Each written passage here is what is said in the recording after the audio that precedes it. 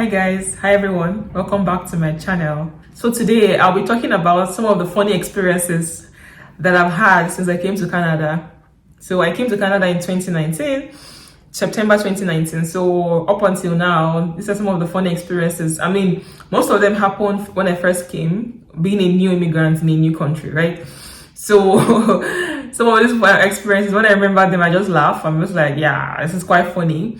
And I think it would be interesting to share it with you guys so you can laugh together. So my first experience has to do with the bus system.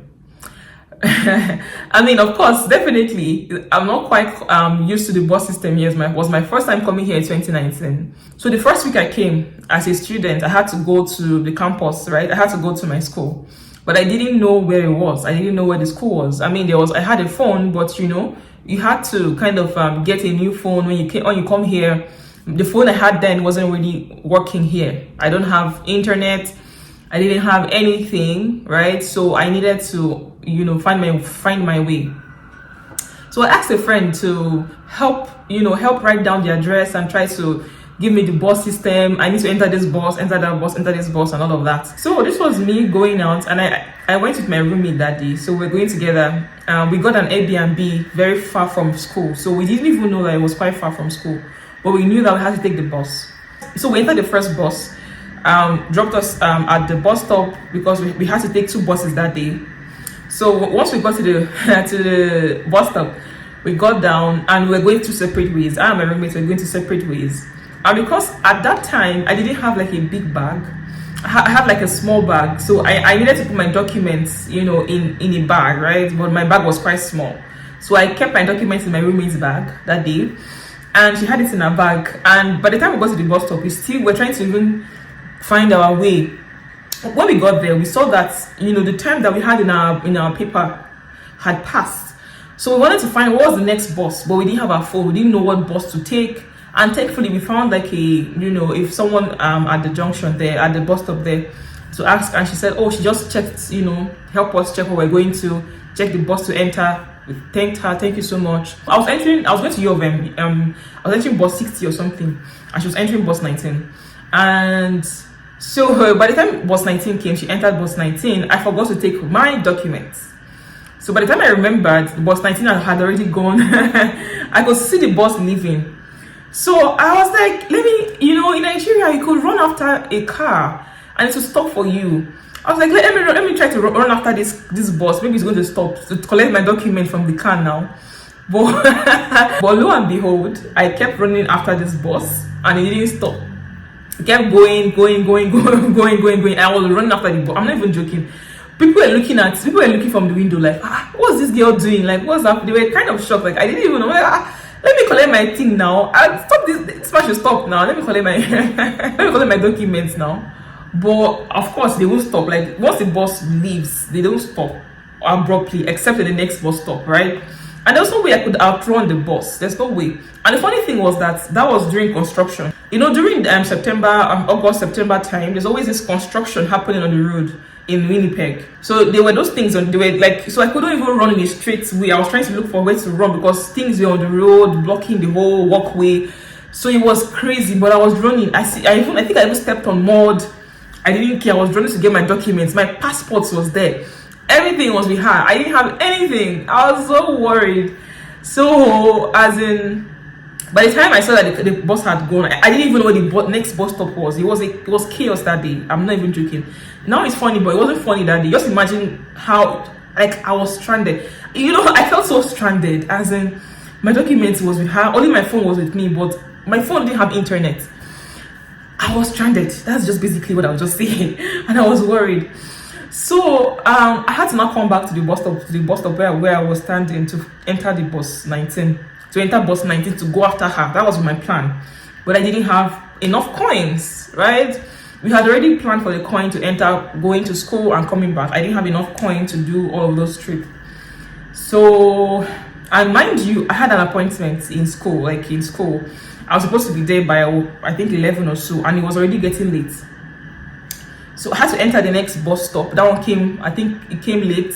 So I told the bus where I was going to University of Manitoba, Bannatyne campus. And the thing is, in this place, there's two campuses of University of Manitoba. There's a Bannatyne campus and there's one at Fort Garry. So when I told him University of Manitoba, he was like, that's in the other side, that's Pembina area. I didn't know. I was like, what do you say? I don't know what I say. I'm going to U of I didn't know that there were two U of M campuses. So he was like, so where are you going to? As in, the bus conductor was confused because I was like, I don't know. So thankfully, someone mentioned Health Sciences Center, because that's what you used to know where the U of M Banatline campus is. So he was like, oh, HSC, yes, you can take him to HSC. So by the time I got to HSC, I had to beg the bus driver to please, take, was it $1 from me so I could have money to come back from U of M. He agreed. He was like, oh, no problem. I explained everything to him. He saw that I was lost, I was worried, I was sweating. Even though it was cold, but I was sweating. So it was just a crazy day. By the time I got to U of M Banatine campus, which was where my roommate was going to at that time, so I could collect my document from her, it was already late. The time had gone for my appointment, but I was still going to go there. I thought maybe even if I go there late, it's still something I can still try to meet up. So I got my document from her. I started getting the bus again to go back to the U of M Fort Garry. And from Banatine campus to Fort Garry is about 30 minutes, bus by bus, or 40 minutes, depending on how it is, right? U of M Fort Garry is a big campus. Before I even found where I was going to, it took a long time. And like I said, I didn't have my internet, so I couldn't use Google Maps, I couldn't use maps. I kept asking people on the road, where is this building? Please, where is this building? Some didn't know, some had never heard of it before. So by the time I got there, the meeting had ended, of course. The funny thing that day was that meeting wasn't compulsory. I didn't know that it wasn't compulsory. You could have just chosen not to attend the meeting. If I didn't go, it wasn't the end of the world, but I didn't know this. I was a new student. I thought that was like, if I didn't go, I'm going to miss out on a lot of things. They could have just sent me the package online. It wasn't a compulsory meeting. That's just it. I was like, I was like, oh my God. And that day, someone saw me for the first time. He was just looking at me like really? I was confused. Hi. Rushing, just trying to, get to the meeting. So it was a crazy experience. It was fun. It's funny. I'll say funny because now it's funny to me when I remember it. Just knowing that I know all of those things now. But then it wasn't funny, right? So that's my number one funny experience. Number two experience is also the bus, has to do with the bus system, is that I didn't know that there were different buses with the same number going to different places. By the time you look at your map to know which bus you need to enter, you need to look at the name of the bus. I think it's bus 19 going to Drake. There's one going to a different place. So if you enter the one going to Drake and you're going somewhere else, it's going to drop you somewhere else. So you have to, if you're not used to where you're going to, you have to hold your map on your hand like this. This is how I was in the car. Like even till now, I still use my map like this. My phone is open. I'm just looking at the bus going because I don't want to miss my way. I've gotten lost a lot of times. Like in Canada, I got lost a lot of times. You just see yourself, the bus just drop you in a place that you don't know. Like if you enter a wrong bus, you have to come down at some point just to enter another bus to go somewhere else. I remember one time like that, I entered a bus and I wasn't looking at my phone. Oh God, I don't know why I don't know what happened that day. And I had an appointment. I was going for a meeting. I had an appointment, but I was looking at my phone. I didn't know that the bus had passed my bus stop. So by the time I looked at it, I was like, "Where is this place?" I saw the thing was calling someone. Say, "Huh?" You can follow the bus stop on your phone. There's like the bus stop. By the time the bus stop there, okay, I'm supposed to come down in the next two bus stops. So you press the thing by the time it's there. So I wasn't looking at my phone. I was looking at the bus stop. So the bus had passed my bus stop. I think even two stops, after my bus stop. So by the time I look at my phone, I was like, where is this? It's not my ball. It's not my phone. Where is this phone? Where are we? So I was like, let me just come down here. Let me start finding my way. I came down. I started going back again. And thankfully, I had internet on my phone there. So I had to use the internet to find my way back again. Thankfully, the meeting was hybrid, so I could join online. So bus system, even till now, I still have issues with buses. You have to be there early. I've missed my bus, missing bus, that one. I mean, I wouldn't say I've missed my bus a lot of times. I try to be early, but I've missed my bus a couple of times. Experiences that, like, I remember one recently, I think it was last month. I missed my bus. Literally, like, the bus was supposed to come like 10:30-ish. And I was coming from school. I was like, let me even calm down. Let me even, take my time. I was literally coming out of the school to get to the bus. I was running because the bus was waiting there. I was running to get to the bus. So, bus driver, you saw me running now. Why you not wait?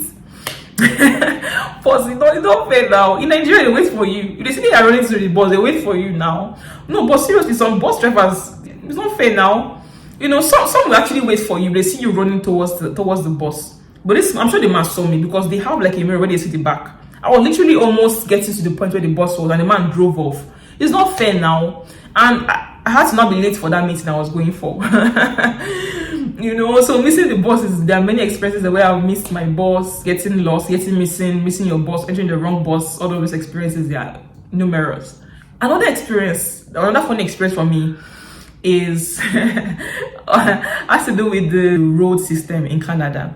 Now, in Nigeria, we don't walk across the road. There's no pedestrian crossing. There's nothing like that in Nigeria. Some places there are traffic lights, but those things are for the cars. They are mostly for the cars to reduce traffic, basically. Most times there are like traffic wardens there. There are still people there that will still help to navigate and stop. They will do this, this side go, this side stop, and stuff like that. And they are not very particular about pedestrians, though. Let me be honest. Nigeria, and if you don't run across the road, they will hit you. Car go jam you. You better run. So in Lagos, that's a very common place that your life is very important. You don't walk across the road. You don't do that. And that was instilled in me that when I came to Canada, I remember the first time I came to Canada, I was supposed to cross the road. I remember I was walking with a friend and he just pressed the pedestrian crossing thing and the car stopped.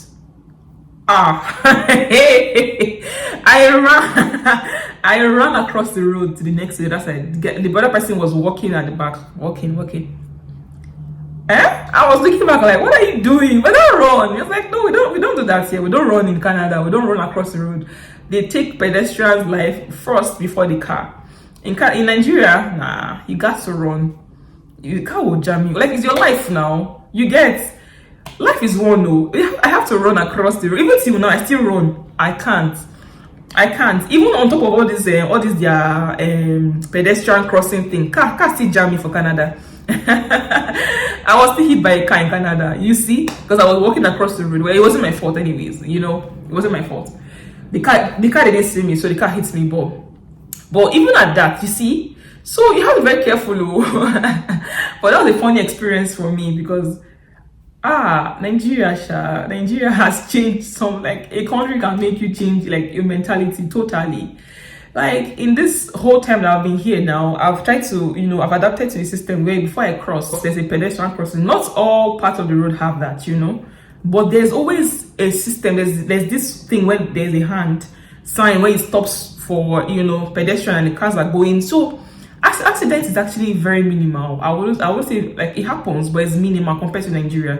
You get it? So that was another funny experience for me. But yeah, that's some of the experiences I can remember right now. I might try to remember more. If I remember more, I'll do another video about that. But I think it's quite interesting to see or funny to hear about these experiences that people go through in Canada as new immigrants.